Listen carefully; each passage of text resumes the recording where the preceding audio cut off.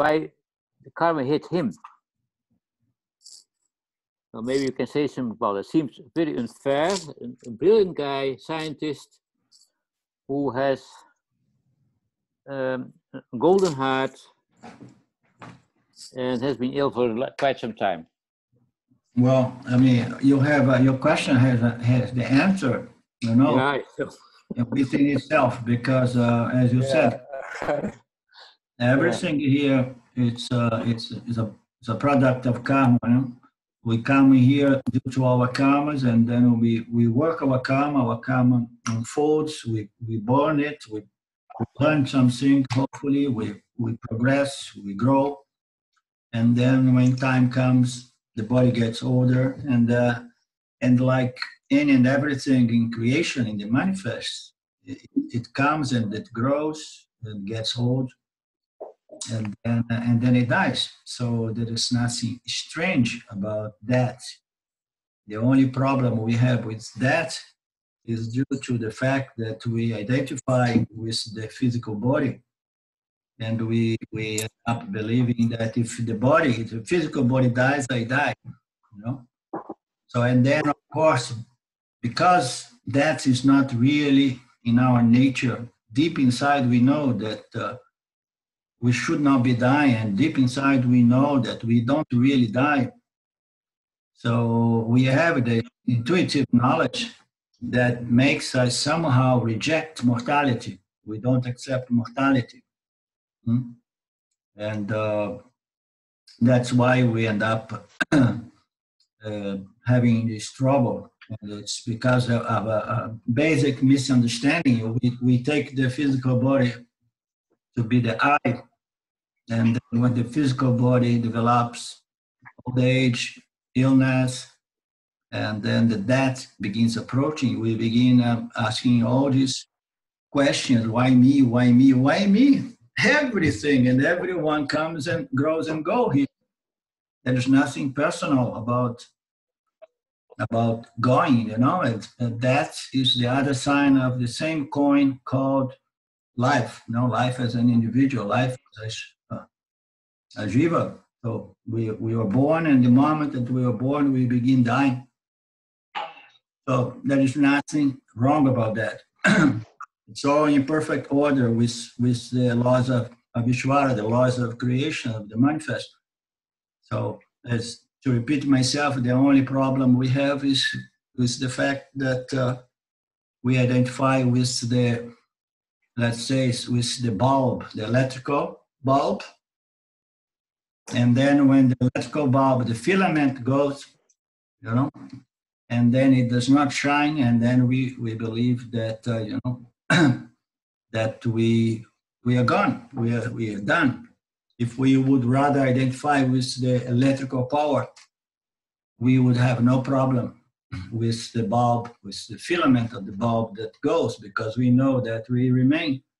It's just this means, this vehicle, this instrument of lightning. You know, the bulb needs to be replaced, and the mind does not die either. The mind survives the death of the physical body, and the mind is going to produce another body a little farther ahead. It burns out some of its karma and some of these lokas, as we say, and then once that that karma is somehow exhausted subjectively, and then in due time it comes back to carry on its karma, continue to work its karma. Everything that is unfinished, everything that is unresolved, every desire, every aversion, anything still waiting for screaming or yelling, wanting, wishing expression, is going to produce another instrument of experience, another instrument to work, to learn, to grow, you know. So this is the very, very purpose of life. We as a mind, we don't go anywhere. We remain, we don't die when the body gets old. And the mind survives, and then the mind comes back again. Of course, when it comes back, it comes back to become a new individual, because it comes into a different time, into a different culture, to a different place, but the mind is still the same. The vasana is still the same. All the impressions, all the memories, all the tendencies of previous life come, but then it gets a new conditioning, which comes from a new environment, a new culture, a new country, or whatever. And then altogether, this soul appears to become another individual jiva. So the mind itself does not survive, and if we understand that, it gives us some comfort. Of course, one can come back and say, but what's the good? Since when I come back, I don't remember who I was before. No? But then we can say, thanks God, I don't remember. Just imagine if I remember everything. Just imagine if I remember that my dad, my mother now, is another person I'm dealing with. My mother now is my daughter. Just imagine, how confusing everything would be. So in the same life, we have things that we have in memory and we keep, we don't forget. But many things we forget, and it's so good that we forget. In our lifetime, things that happened last year, 10 years ago, 20 years ago, we keep forgetting, and good. There is a blessing in forgetting things, So when we get a new body, we start growing, and then the mind starts becoming alive and self-conscious. And then it does not hold memories of previous lives, and this is a blessing. But it's the soul, it's the continuation of the soul, the journey of the soul. And it's good enough to know that, fundamentally, there is one eternal jiva appearing with several jivas. And every spiritual growth that we process, it serves not only for the good, for the benefit of the individual jiva in next incarnation, but it serves to the benefit of the overall environment, to the other people, society, and so on. So if I come back with good vasanas conducive to peace, love, and spiritual knowledge, wisdom, and then I have a better impact on my environment, and I continue my work towards wisdom and liberation, and so on, and other people get the benefit as well. So there is a blessing. There is a blessing in remembering things, but there is a blessing in forgetting. But the soul is the soul in its own journey towards moksha, or liberation, wisdom. And what is wisdom in this case? So it's the understanding that there is only one self, only one I appearing with infinite numbers of instruments of knowledge experience. There are many means by which consciousness know, experience, and so on. But there is only one I, one self. And once the mind understands that, then the mind is free from this affliction derived of this misidentification, with what's mortal. The mind of the individual jiva attached and identified with the physical body feels like I'm bound by time, and I'm limited by any means. By all means, I'm limited.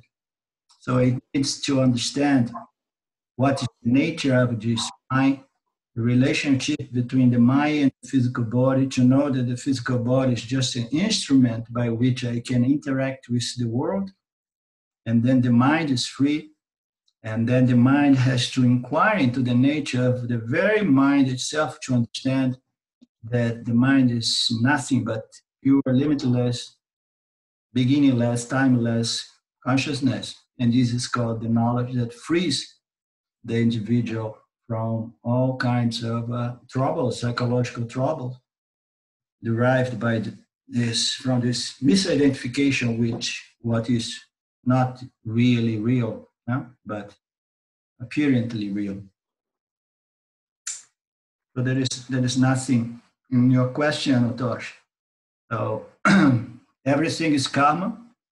Our karma somehow comes and unfolds itself, and we go through our own share of pleasures and pains, and the purpose of this friction of life is to gain knowledge, to gain wisdom, to learn from this dualistic play of pleasures and pains, favorable circumstance, unfavorable circumstance. And that's the life of every jiva. And the only purpose is for gaining and learning and gaining wisdom, so that one can gradually grow, develop a certain mental, emotional qualification, and then introspect and inquire, get in contact with the knowledge, the revealed knowledge from Ishvara, and then in due time understand these fundamental truths regarding its own true nature as pure limitless consciousness. That's the purpose of life. So pleasures and pains are all good, and everyone goes through exactly what is we call destiny, our fate, our destiny. It's just a byproduct of all our karmas, our agami karmas and our sanchita karmas. Agami karmas is the karmas that we put into the field. Every time we act, we are responding to stimuli coming from the field, and then we respond with an action. So this response is called agami karma. So it's not easy to respond to the field in an appropriate manner and in a timely manner. So it's a skill, that requires wisdom and good spiritual Vedic education, understanding of karma and dharma and the laws governing our human experience, the karmic and the psychological laws. So, but once we get to this Vedic education, we understand the field, we understand Ishvara and the Jiva, and then we keep responding to the field. And to the degree that this response, a positive response, a wise response, an intelligent response, is going to produce more and more good karma. So this good karma, it sits for some time as sanchita karma. And all the karmas that we do, they cannot manifest at the same time. Would be overwhelming if in one day, in one afternoon, all our past karmas, our past action would manifest all at once. Would be so overwhelming. So they somehow sit as sanchita karma, and they gradually manifest as prabhada karma. Prabhada karma is when our karmas, our actions, our agami karmas, they in due time, they manifest as my life's circumstance, my life situation. So when I receive the results, of this interaction between I, the jiva, and the field of actions, when I receive these results, we call my fate, destiny. I have no way to reject it. When that comes, I cannot say, no, Ishvara, there is a mistake in the system here. This should not be my karma. This should not be my prarabdha. Okay, no, I reject, I send it back to you. So Ishvara is like a living, organic, self-conscious computer that makes no mistake. It's made of pure knowledge, intelligence. So whenever our karma manifests as our prarabdha, our life situation, circumstance, we have no choice. It is a choiceless situation. Okay, so I have cancer, I have this, I have that, I'm gonna die, I have 1 week. I cannot push it away. I mean, some people are going to complain and to nag, to whine, to be angry with God and so on, or angry with life and victimize oneself. Why this, why that? But there's nothing we can do. And maturity is the ability to understand that whatsoever comes, it only comes due to my karma. Okay, karma is not something that is a fate, only destiny. It's not, karma is not only a helpless mechanism, you know, a helpless event. No, karma, no, my karma, the result of my actions are linked, directly linked with my actions. So therefore, I have a certain power and certain responsibility, yeah, with my prarabdha karma, with the manifestation of my action, the results of my actions. I don't have a full control, but I have a certain power to influence the results of my actions, because I am one of the factors among many factors that influence the result, my life circumstance tomorrow. So when I'm responding to the field with an action, there I have my agami karma is based on pure choice. Okay, we have a choice, we have a free will, which allows us, you know, to respond to the field in a certain way, in a way which is going to produce the result that we desire. And as spiritual beings, the result that we desire is nothing but spiritual growth, a clear mind, a pure heart, knowledge, more and more wisdom, and so on. So my goal is to produce wisdom, purification, mental, sattva, sattvic mind, and so on. So this should be our goal. And then when the music stops, the dance stops, and they will say, okay, I enjoy the music, I enjoy the dance. So when the lights come up again and the music starts again, I will begin again the dance and the play. Okay, and my goal is to grow, to develop wisdom, to purify the mind, to develop those qualifications that we see over and over again in our scriptures, those mental, emotional qualities, and so on.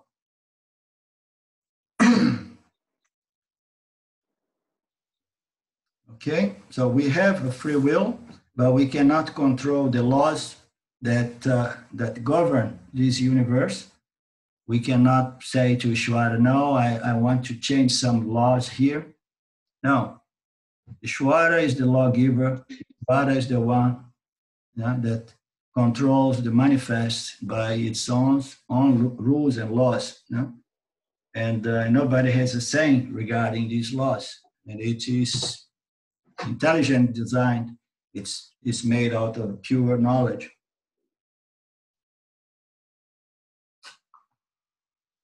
All we can do is to get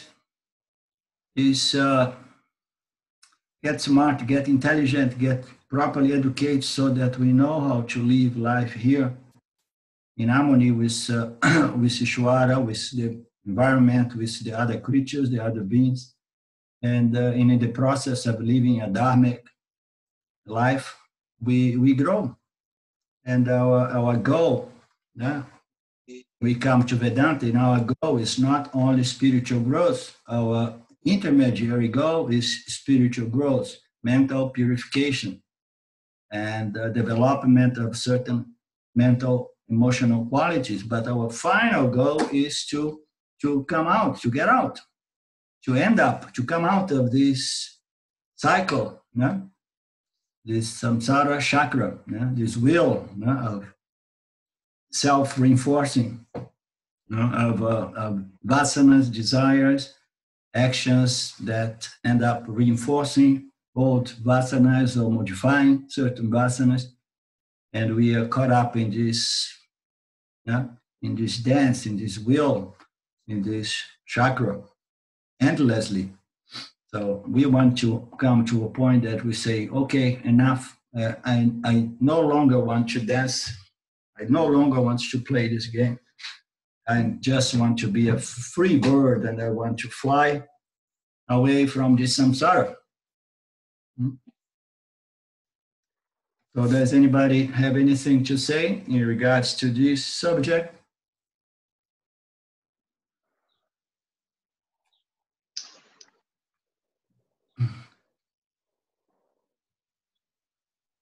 Just, I don't know. Yeah, I mean, I think that it's just about sort of letting go of all your stuff here, isn't it? It's the attachment to all the stuff here. That's where you suffer the whole time. So, you know, if you go today, if you go tomorrow, if you go next week, if you go in 50 years, it's all the same, really. Is that right? Yes. So the problem, what is samsara? Samsara is very nicely present in the Gita in the chapter 2 as a psychological condition experienced by the human beings that we come into the field, we come into this transactional kind of field between the subject, the jiva, and the other objects. And in the field, we have two kinds of objects, the inert objects and the sentient objects, the living beings and the inert things, the inert object. So we come and then we start relating to all sorts of sentience and insentient objects, and we develop strong attachments to these objects. And the number one object that we develop attachment is called the physical body. Now we get attached to this physical body because it's the first thing that appears before our conscious presence or conscious existence. We see this body and we see the body change and growing and so on. And then we develop affection. We begin identify with the body. We think that the body goes, I will go, and so on. And then the body being an instrument, the body-mind complex is an instrument with which I transact, I experience, I know in the field of knowledge, the field of experience, the field of action. So I have the instrument and I get attached to the instrument, and then we get attached to the objects that we like, and we get attached to the objects that we don't like. And both categories of objects we relate to, they bound to us, We get bound by what we like so much, and we get bound to what we don't like, either way. And then what happens with this is that we are constantly suffering psychologically the fear of losing what we like so much, and the fear of gaining what we want to avoid instead. We are all the time suffering, and this is what is called samsara. It's this attachment to our likes and dislikes, And self-knowledge has the power to convert these strong attachments to our likes and dislikes into mere preference. So when these likes and dislikes, they become just preference, and then they do not afflict the mind of the yoni. So the mind of the jiva, which is a mind resolved by self-knowledge, is a mind that is not all the time disturbed by desires and fears, right?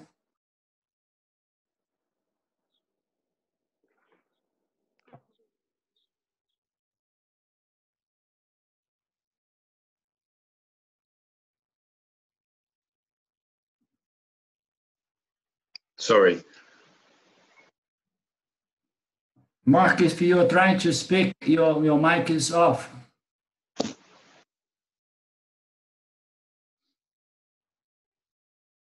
Okay. I was saying that the likes and the dislikes also belong to the mind, which is mithya, or under the influence of Maya. And so therefore, I, who has got likes and dislikes, isn't even real in reality. Yeah. Yeah.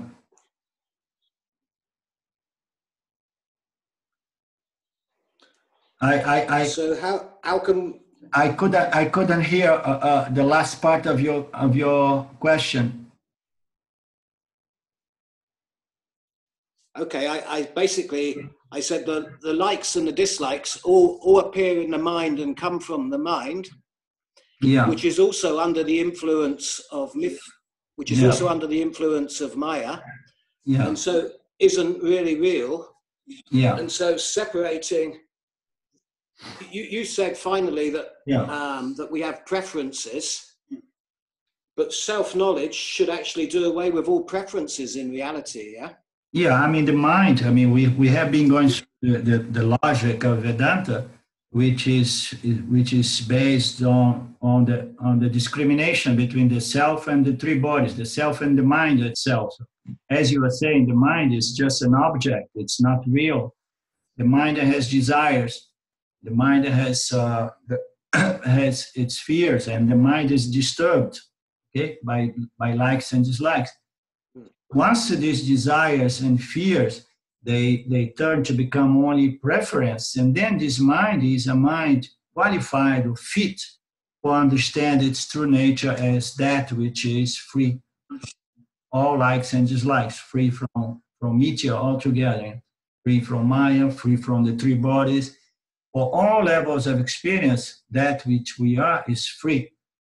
But this mind, it requires a certain work in a way that it's sattvic, it's pure enough, it's calm, it's contemplative, meditative, focused and clear, so that it can follow the logic as presented by Vedanta, and then it can understand and retain this clear knowledge, and firmly retain this knowledge.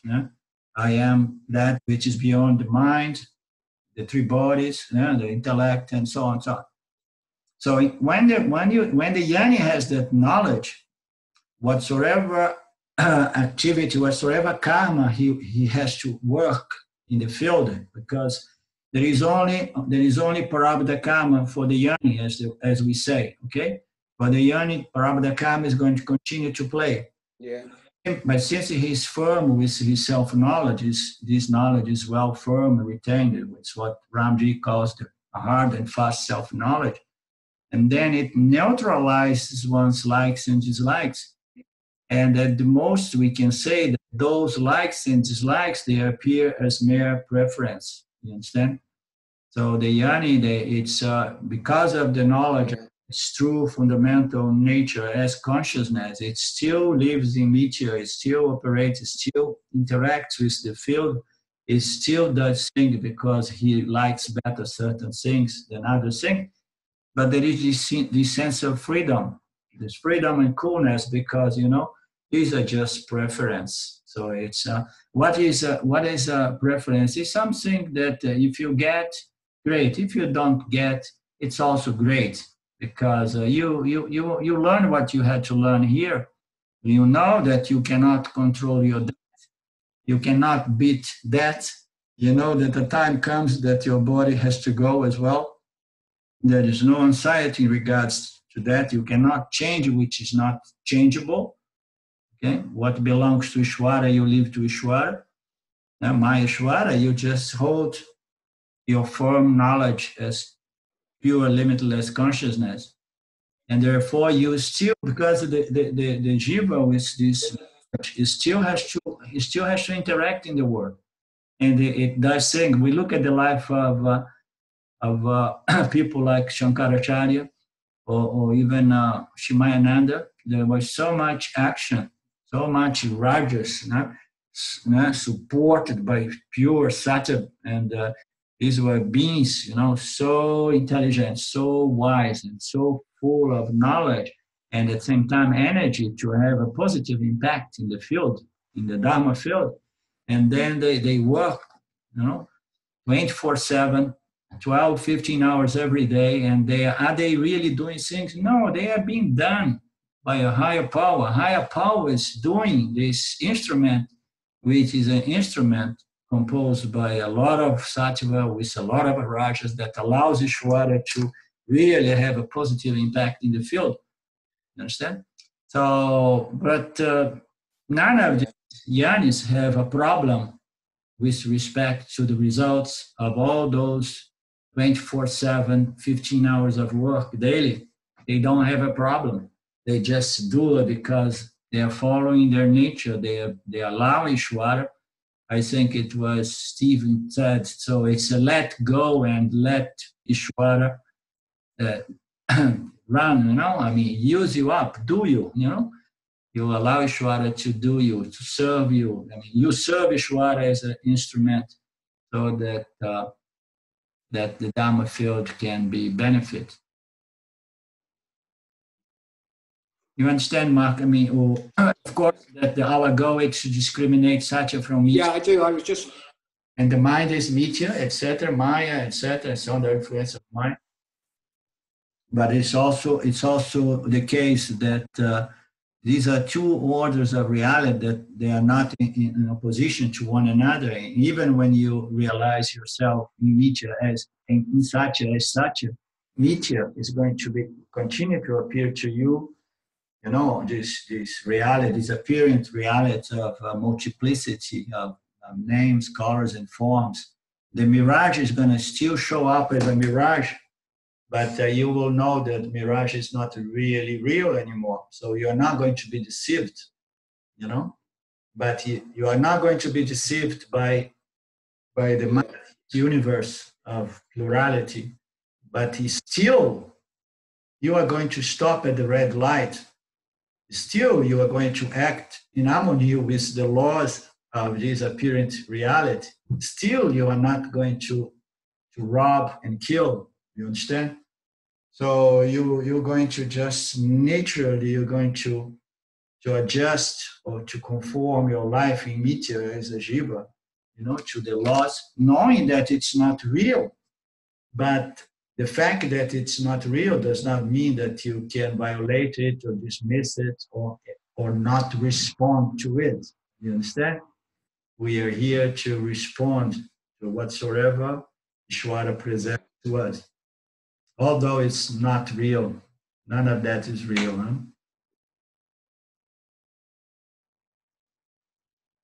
Yeah. Right? Yeah, I understand. Thank you. You'll give me just a moment because I woke up from my nap and I did not bring. I have a portable router. I want to bring it closer here because my internet is going to be better. Just a moment, please.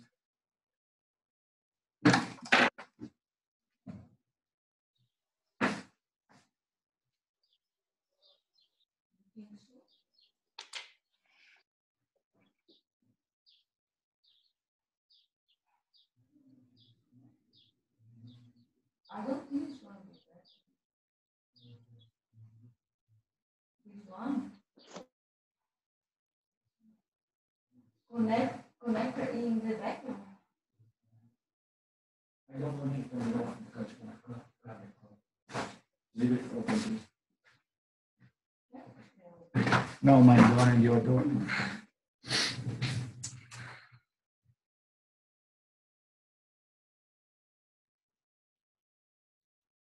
Okay. I hope it's going to get better.